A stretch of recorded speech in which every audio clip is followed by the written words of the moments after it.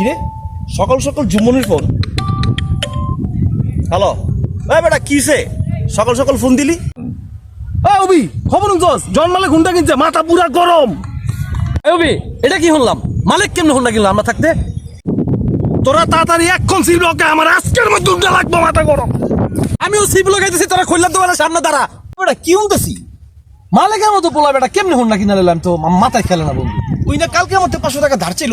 বন্ধু ভালোকে ভালোর বেড়ে খুব তো ধর ভাই আল্লাহ রে।